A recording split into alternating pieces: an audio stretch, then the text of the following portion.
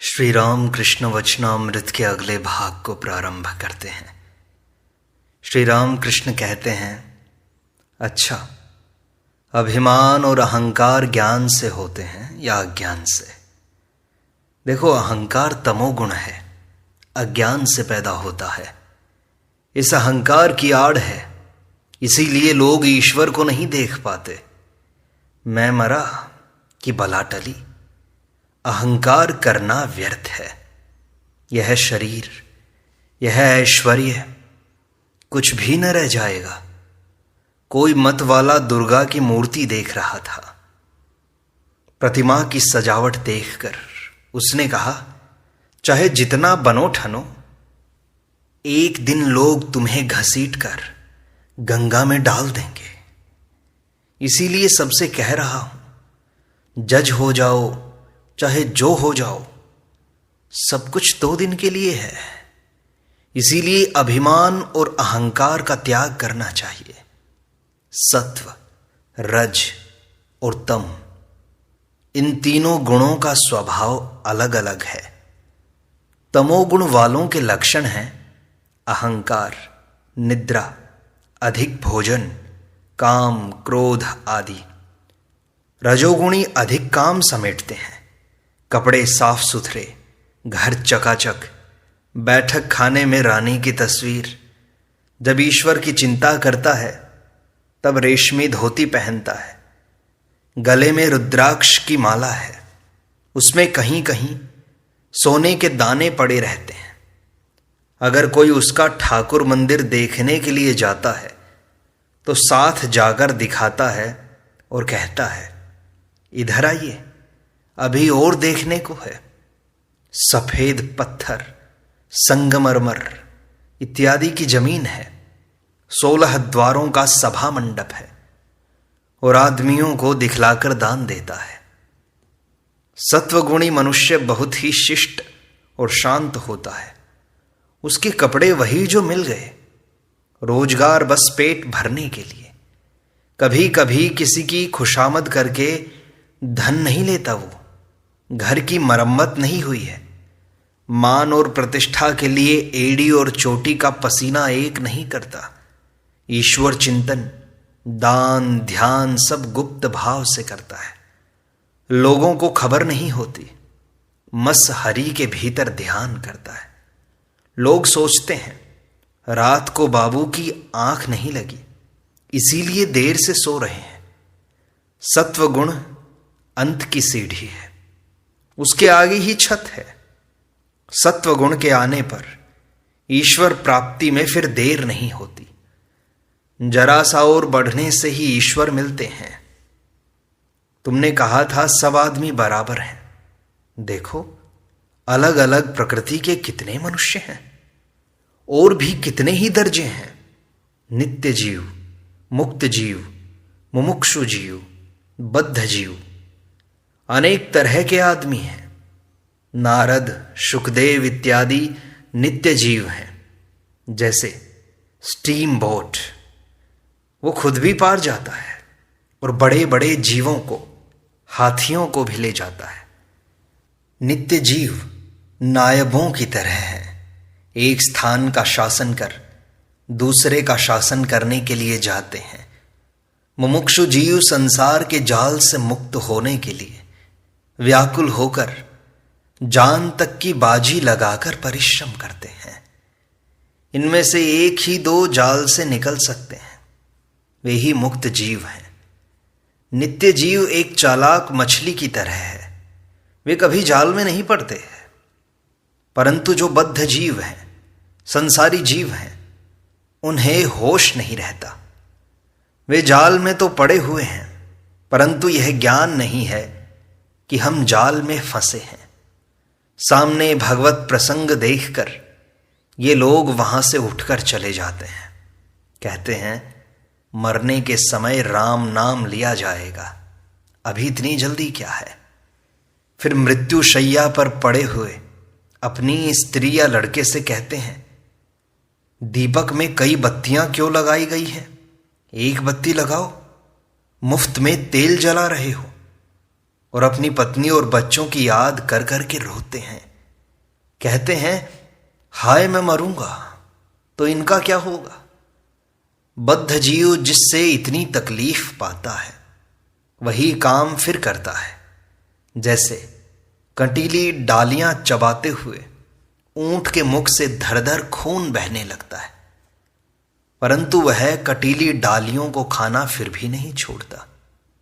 इधर लड़का मर गया है, शोक से विफल हो रहा है, फिर भी हर साल बच्चों की पैदाइश में घाटा नहीं होता। लड़की के विवाह में सिर के बाल भी बिक गए, परंतु हर साल लड़के और लड़कियों की हाजिरी में कमी नहीं होती। कहता है क्या करूं, भाग्य में ही ऐसा था। अगर तीर्थ करने के लिए जाता है तो स्वयं कभी ईश्वर की चिंता नहीं करता, न समय मिलता है। समय तो पत्नी की पोटली ढोते ढोते पार हो जाता है। ठाकुर मंदिर में जाकर बच्चों को चरणामृत पिलाने और देवता के सामने लोट पोट कराने में ही व्यस्त रहता है। बद्ध जीव अपने और अपने परिवार के पेट पालने के लिए ही दासत्व करता है और झूठ, वंचना एवं खुशामद करके धनोपार्जन करता है। जो लोग ईश्वर की चिंता करते हैं, ईश्वर के ध्यान में मग्न रहते हैं, उन्हें बद्ध जीव पागल कहते हैं और इस तरह उन्हें चुटकियों में उड़ाया करते हैं। देखो आदमी कितनी तरह के हैं, तुमने सबको बराबर बतलाया था। देखो कितनी भिन्न भिन्न प्रकृतियां हैं, किसी में शक्ति अधिक है, किसी में कम है। संसार में फंसा हुआ जीव मृत्यु के समय संसार की ही बातें कहता है। बाहर माला जपने, गंगा नहाने और तीर्थ जाने से क्या होता है। संसार की आसक्ति के रहने पर मृत्यु के समय वह दिखाई पड़ती है। न जाने कितनी वाहियात बातें बकता रहता है। कभी कभी सन्निपात में हल्दी, मसाला, धनिया कहकर चिल्ला उठता है। तोता जब भला चंगा रहता है तब राम राम कहता है, जब बिल्ली पकड़ती है तो अपनी बोली में टें टें करता है। गीता में लिखा है मृत्यु के समय जो सोचोगे दूसरे जन्म में वही हो जाओगे। राजा भरत ने हरिण हरिण कहकर देह छोड़ी थी, दूसरे जन्म में वे हरिण ही हो गए थे। ईश्वर की चिंता करके देह का त्याग करने पर ईश्वर की प्राप्ति होती है, फिर इस संसार में नहीं आना पड़ता। भक्त कहता है महाराज, किसी ने दूसरे समय में ईश्वर की चिंता की है परंतु मृत्यु के समय नहीं कर सका, तो क्या फिर उसे इस दुखमय संसार में आना होगा। पहले तो उसने ईश्वर की चिंता की थी ना। श्री राम कृष्ण कहते हैं जीव ईश्वर की चिंता तो करता है परंतु ईश्वर पर उसका विश्वास नहीं है, इसलिए फिर भूलकर संसार में फंस जाता है। जैसे हाथी को बार बार नहलाने पर भी वह फिर देह पर धूल फेंक लेता है, उसी तरह मन भी मतवाला है, परंतु हाथी को नहलाकर ही अगर उसके स्थान में बांधे रखो तो फिर वह अपने ऊपर धूल नहीं डाल सकेगा। अगर मृत्यु के समय जीव ईश्वर की चिंता करता है तो उसका मन शुद्ध हो जाता है। वह मन फिर कामिनी कांचन में फंसने का अवसर नहीं पाता। ईश्वर पर विश्वास नहीं है, इसीलिए इतने कर्मों का भोग करना पड़ता है। लोग कहते हैं जब तुम गंगा नहाने जाते हो तब तुम्हारे शरीर के पाप किनारे के पेड़ पर बैठ जाते हैं। तुम गंगा नहाकर निकले नहीं कि वे पाप फिर तुम्हारे सिर पर सवार हो जाते हैं। देह त्याग के समय जिससे ईश्वर की चिंता हो उसी के लिए पहले से उपाय किया जाता है। उपाय है अभ्यास योग। ईश्वर चिंतन का अभ्यास करने पर अंतिम दिन भी उसकी याद आएगी। भक्त कहता है बड़ी अच्छी बातें हैं महाराज, बड़ी सुंदर बातें हैं। श्री राम कृष्ण कहते हैं कैसी बेसिर पैर की बातें मैं बक गया, परंतु मेरा भाव क्या है जानते हो? मैं यंत्र हूं, वे यंत्री हैं। मैं गृह हूं, वे गृही हैं। मैं गाड़ी हूं, वे इंजीनियर हैं। मैं रथ हूं, वे रथी हैं। जैसा चलाते हैं वैसा चलता हूं, जैसा कराते हैं वैसा करता हूं। अगले दिन एक भक्त श्री राम कृष्ण से पूछते हैं, ब्रह्म अगर मां है तो वे साकार हैं या निराकार? श्री राम कृष्ण कहते हैं, जो ब्रह्म है वही काली भी है। जब निष्क्रिय हैं तब उन्हें ब्रह्म कहते हैं। जब सृष्टि, स्थिति, प्रलय यह सब काम करते हैं तब उन्हें शक्ति कहते हैं। स्थिर जल से ब्रह्म की उपमा हो सकती है।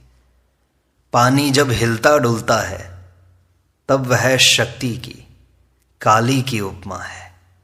काली वे हैं जो महाकाल के साथ रमण करती हैं। काली साकार भी हैं और निराकार भी। तुम लोग अगर निराकार पर विश्वास करते हो तो काली का उसी रूप में ध्यान करो।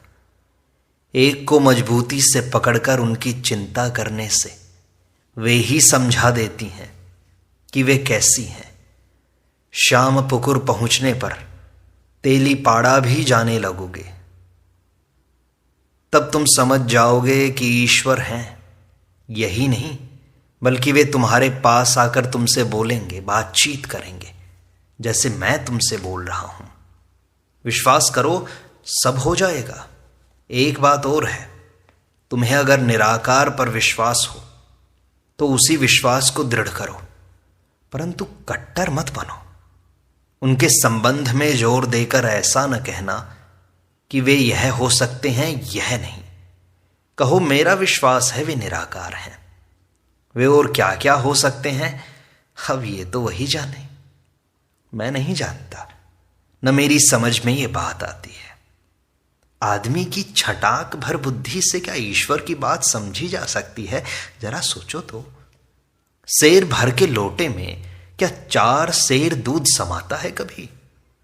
वे अगर कृपा करके दर्शन भी दें और समझाएं तो समझ में आता है, नहीं तो नहीं आएगा। जो ब्रह्म है वही शक्ति है, वही मां है। राम प्रसाद कहते हैं, मैं जिस सत्य की तलाश कर रहा हूं वे ब्रह्म है। उन्हें ही मैं मां कहकर पुकारता हूं। इसी बात को राम प्रसाद ने एक जगह और दोहराया है।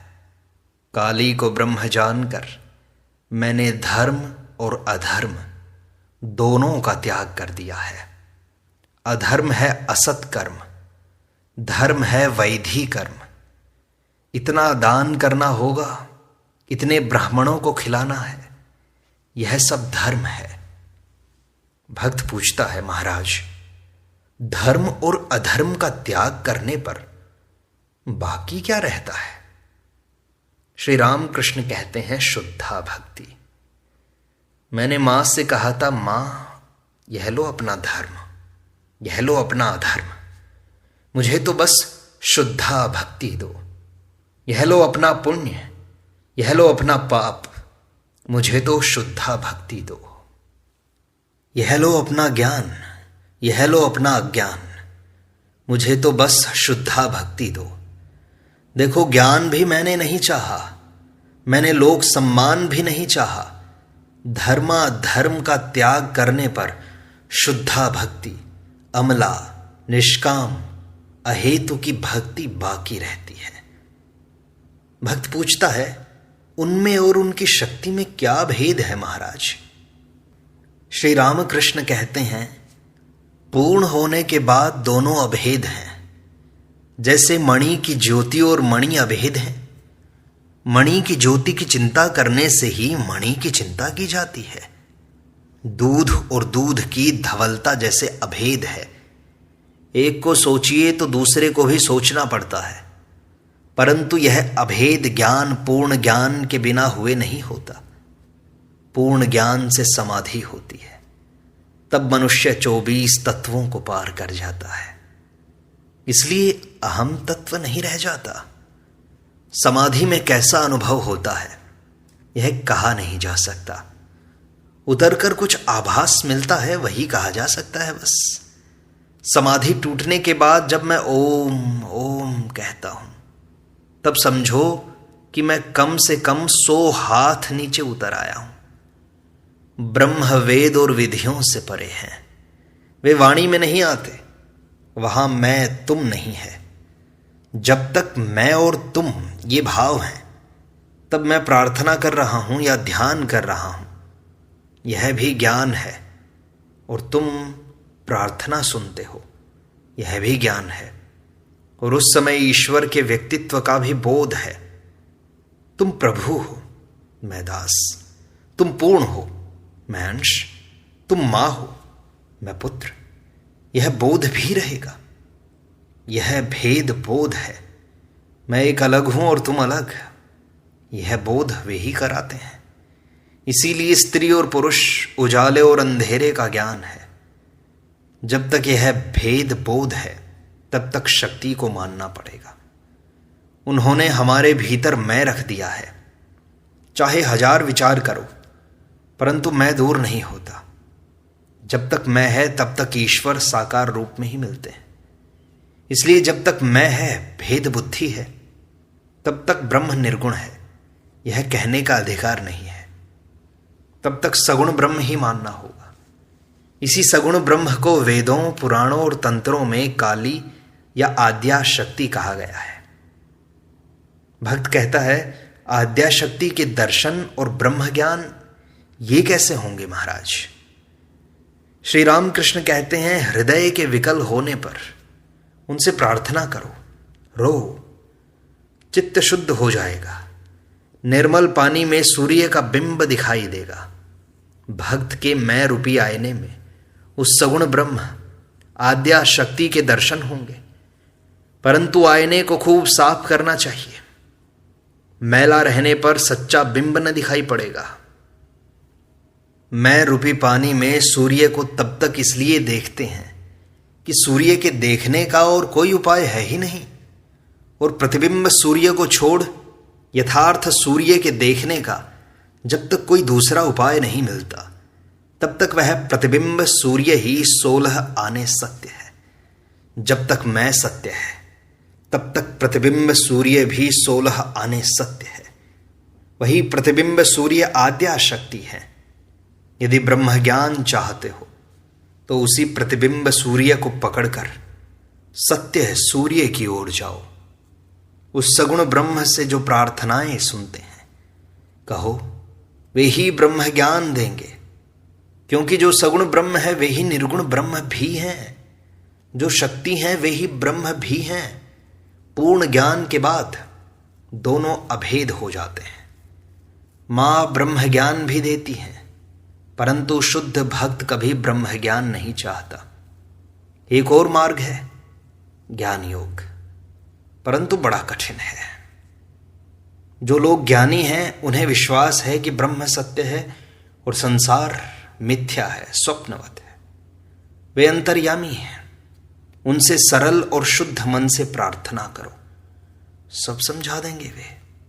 अहंकार छोड़कर उनकी शरण में जाओ, सब पा जाओगे। यह बात कहकर श्री राम कृष्ण गाने लगे, हे मन, अपने ही में रहो, किसी दूसरे के घर न जाओ। जो कुछ चाहोगे वह बैठे हुए ही पाओगे। अपने अंतःपुर में जरा खोजो तो सही, वह पारस पत्थर परम धन है। जो कुछ चाहोगे वह तुम्हें दे सकता है। चिंतामणि की नाट्यशाला के द्वार पर कितने ही मणि पड़े हुए हैं। जब बाहर के लोगों से मिलना, तब सभी को प्यार करना, मिलकर एक हो जाना, फिर द्वेष भाव जरा भी न रखना। वह आदमी साकार मानता है, निराकार नहीं मानता। वह निराकार मानता है, साकार नहीं मानता। इत्यादि बातें करके घृणा से नाक न सिकोड़ना, क्योंकि उन्होंने जिसे जिस तरह समझाया है उसमें वैसी ही बुद्धि है। समझना कि सबकी प्रकृति भिन्न भिन्न है। यह जानकर तुमसे जहां तक हो सके दूसरों से मिलने की ही चेष्टा करना, उन्हें प्यार करना। फिर अपने घर में शांति और आनंद का भोग करो। हृदय रूपी घर में ज्ञान का दीपक जलाकर ब्रह्ममयी मुख देखो। अपने ही घर में अपना स्वरूप देख सकोगे। चरवाहे जब गौओं को चराने के लिए ले जाते हैं, तब चरागाह हमें सब गौएं एक में मिल जाती हैं। जब शाम के समय अपने घर में जाती हैं, तब फिर सब अलग अलग हो जाती हैं। इसीलिए मैं कहता हूं, अपने घर में अपने आप में ही रहो। प्रेम यह है, ईश्वर पर ऐसा प्यार होगा कि संसार के अस्तित्व का होश नहीं रह जाएगा। साथ ही अपनी देह भी जो इतनी प्यारी वस्तु है, भूली जाएगी। प्रेम तो चैतन्य देव को हुआ था। भक्त कहते हैं, जी हां, जैसा मतवाला होने पर होता है। श्री राम कृष्ण कहते हैं, अच्छा जी, किसी को भक्ति होती है, किसी को नहीं। तुम समझाओ कि इसका क्या अर्थ है। भक्त कहते हैं कि ईश्वर में वैषम्य नहीं है, विकल्प तरु हैं। जो जो कुछ चाहता है वह वही पाता है, परंतु कल्प तरु के पास जाकर मांगना चाहिए। फिर रामकृष्ण समझाते हैं कि कुछ साधना की आवश्यकता होती है। साधना करते ही करते आनंद मिलने लगता है। मिट्टी के बहुत नीचे अगर घड़े में धन रखा हुआ हो और अगर कोई वह धन चाहे तो मेहनत के साथ उसे खोदते रहना चाहिए। सिर से पसीना टपकता है, परंतु बहुत कुछ खोदने पर घड़े में जब कुदार लगकर ठनकार होती है, तब आनंद भी खूब मिलता है। जितनी ही ठनकार होती है, उतना ही आनंद बढ़ता है। राम को पुकारते जाओ, प्रभु को पुकारते जाओ, उनकी चिंता करो, वे सब कुछ ठीक कर देंगे। उन्हें सब कुछ सौंप दो, वे सब कुछ ठीक कर देंगे। इस प्रकार श्री राम कृष्ण वचनामृत का यह भाग संपूर्णता को प्राप्त होता है। शेष अगले अंक में।